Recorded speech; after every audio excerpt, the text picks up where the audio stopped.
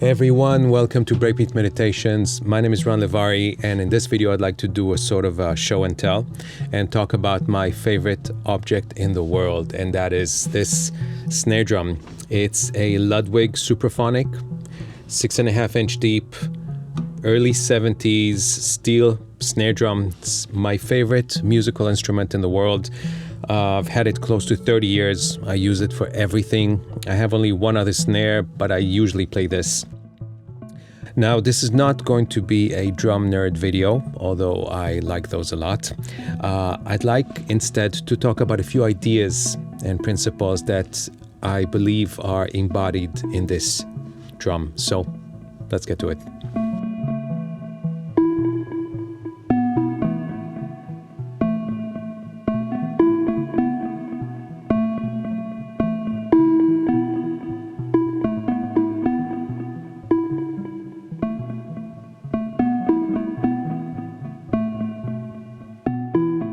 The first thing that is very obvious about the snare drum is that it's very simple. Everything on this snare drum is very utilitarian in nature. There's nothing more than what's necessary. And even though it's built like a tank, it's not too heavy, so it's very easy to get around for gigs or rehearsals. This can work on anything from the softest jazz to the most insane metal and everything in between. I'm pretty certain that this can actually work in a symphonic environment as well. And it just sounds good. It's not spectacular by itself. The magic of it is that it blends really well into a musical setting. You can tune it to anything, very tight, very loose. It sounds great. I once actually broke the head and kept on playing it, and it still sounded good. So this drum just works always.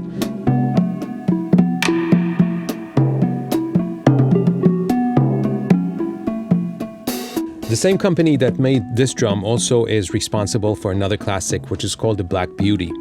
And the name actually is very true because those drums are just works of art. They're beautiful. They have gold engravings on a black steel drum.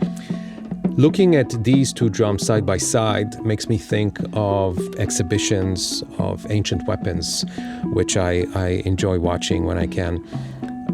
Usually, the exhibitions have two sections. The one is ornamental weapons that were worn as part of an outfit by noble people. And those are just as beautiful as pieces of jewelry, which is in essence what they were. And on the other side of the museum, you'll find the battle weapons. You'll find the swords that were used on the battlefield. And those are very plain, very simple, very strong. This is a battle sword.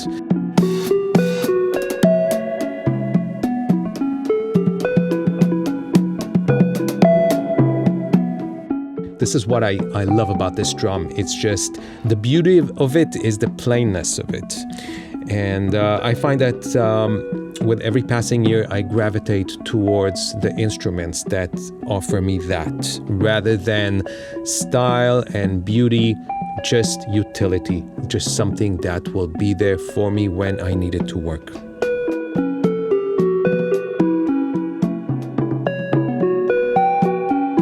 The second thought that comes to my mind when I look at this drum is the relationship I have with it.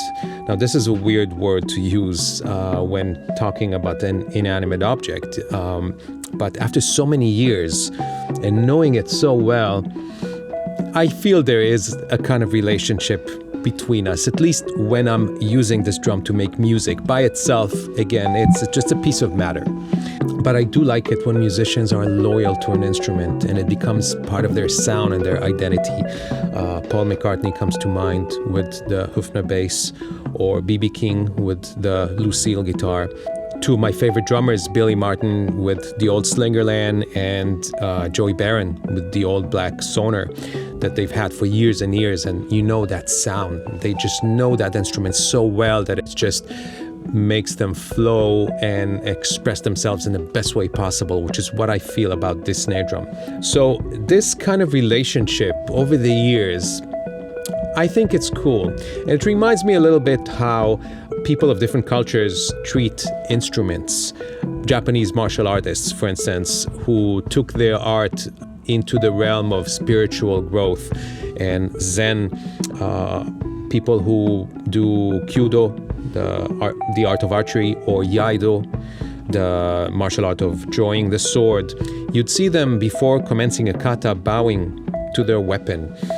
That's a very cool thing in my mind. This is obviously not a bow to an inanimate object. This is to the spirit of the thing, to the path they've committed themselves to. So the same thing I feel about a good musical instrument, that you can just commit to it and you walk together in that path and you create art together.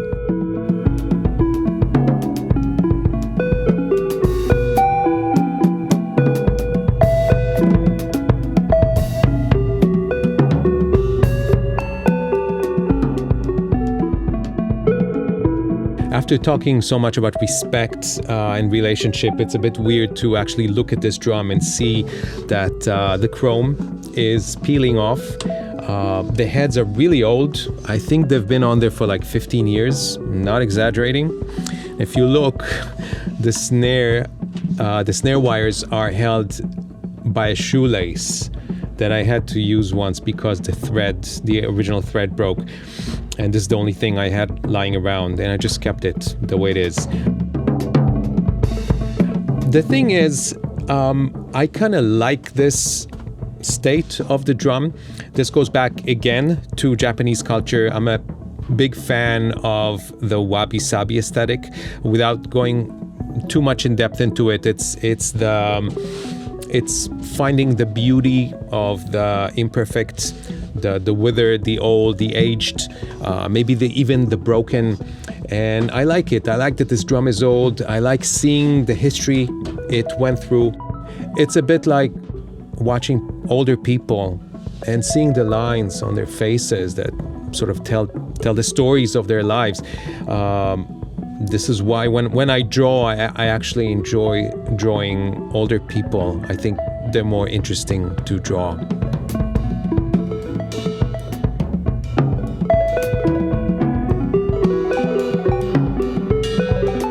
This idea of using old instruments that have developed this kind of character is not new. I know of a few very famous recordings that used broken instruments on purpose.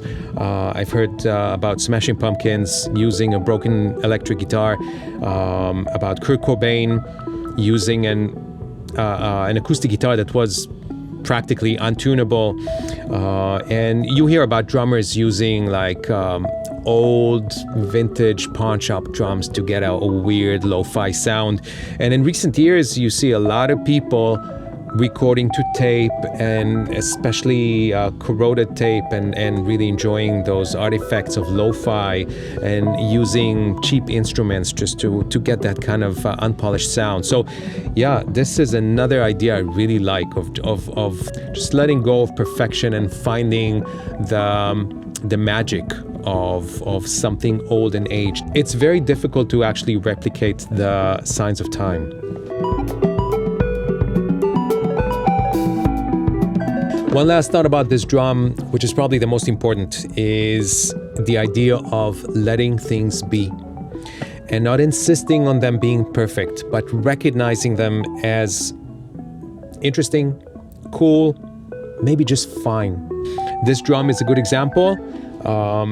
And this same goes for writing music, for drawing, for mixing, just understanding that it's not always necessary to keep on working and make it better and process further and put more effort.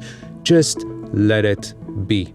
This is actually a trait of some of the world's greatest producers, this ability to spot an idea and say, that's it. Don't do anything else, even take away from it.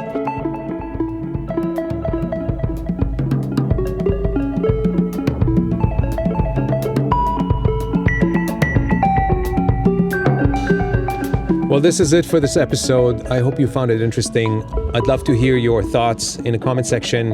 And as always, if you enjoyed this video, give it a like, consider subscribing, and I will see you next time.